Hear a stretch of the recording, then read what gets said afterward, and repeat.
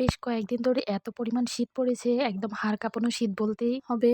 আর এই সময়টার মধ্যে কিন্তু আমি বেশ অনেকদিন ধরে বাড়ি থেকে বের হওয়া হয় না, মানে খাবার দাবার আর বিছানার মধ্যেই থাকা। তারপর সকালের নাস্তায় খাওয়া হলো, 10টা প্রায় বেজে গেছে। তো এই সময়ের মধ্যে মনে হলো একটু বাইরের দিকে যাই, ঘুরে আসি। আর আমার দেবরে এখানে অনেকগুলো সবজি রোপণ করেছিল, তো এখান থেকে দেখলাম উনি শাক তুলছে, আর ওনার সাথে কথা বলছিলাম। তো মনে হলো এত সুন্দর একটা সবজি বাগান আপনাদের সাথেও শেয়ার করি। অন্যান্য দিন অনেক পরিমাণ কুয়াশা থাকলেও আজকে কিন্তু সকালবেলা মনে হচ্ছিল যে একদম বৃষ্টি পড়ছে। তবে বেশ খানিকক্ষণ পর মনে হলো কুয়াশা একদমই কেটে গেছে, মনে হচ্ছিল যে রোদ উঠবে। সত্যি সত্যি আজকে কিন্তু বেশ অনেকদিন পরে রোদ উঠেছে। গরমের তুলনায় শীতটাই কিন্তু অনেক বেশি পছন্দ করি, তবে অনেক পরিমাণ শীত পড়লে জনজীবন একদম বিপর্যস্ত হয়ে যায়, কোনো কাজ করতে ইচ্ছে করে না। এক পাশে সবজির বাগান, আরেক পাশে কিন্তু রোপণ করা হয়েছিল ধানের বীজ।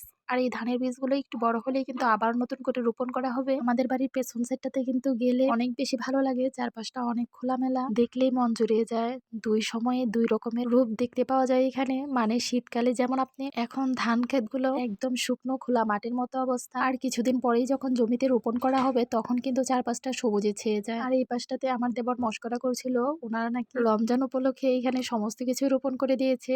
ঢেঁড়স, টমেটো, মরিচ, এছাড়া বিভিন্ন পদের শাকও কিন্তু রোপণ করা হয়েছে। এর মধ্যে থেকে বেশ অনেকদিন ধরে কিন্তু শাক খাওয়া হচ্ছে। তখন কিন্তু এই শাকগুলো দেখতে অনেক বেশি সুন্দর ছিল। বেশ অনেকদিন ধরেই ভাবছিলাম যে এখানের ভিডিওগুলো আপনাদের সাথে শেয়ার করব, যদিও এখন তেমন ভাবে এদিকে আসাই হয় না। সকালবেলার খিচুড়ি কথা তো আপনাদের সাথে বললামই, আর খিচুড়ি খাওয়ার সময় কিন্তু আপনাদের ভাই খাচ্ছিল আর আমার সাথে বলছিল যে এই খিচুড়িটা দুপুরবেলা দেশি মুরগির পাতলা ঝোল হলে অনেক মজা হবে। তো আমি যেহেতু রান্না করেছিলাম একদমই কম, তারপর মনে হলো আচ্ছা শর্টকাটে আবারও খিচুড়ি রান্না করি, আর সাথে দেশি মুরগির পাতলা ঝোল। তো যেই ভাবনা সেই কাজ, আমি কিন্তু চটজলদি রান্নাও করে নিয়েছি, ঝটপট খিচুড়ি আর দেশি মুরগির পাতলা ঝোল। তবে এখনকার খিচুড়িটা কিন্তু সেই সকালবেলার খিচুড়ির মতো এতটা পাতলা হয়নি। দুই দিকেই রান্না করছিলাম বলে হয়তো একটু ঘন টাইপের হয়ে গিয়েছিল খিচুড়িটা, মানে কুকারের মধ্যে আমি খিচুড়িটা চাপিয়ে মুরগির মাংস রান্না করতে গিয়েছিলাম।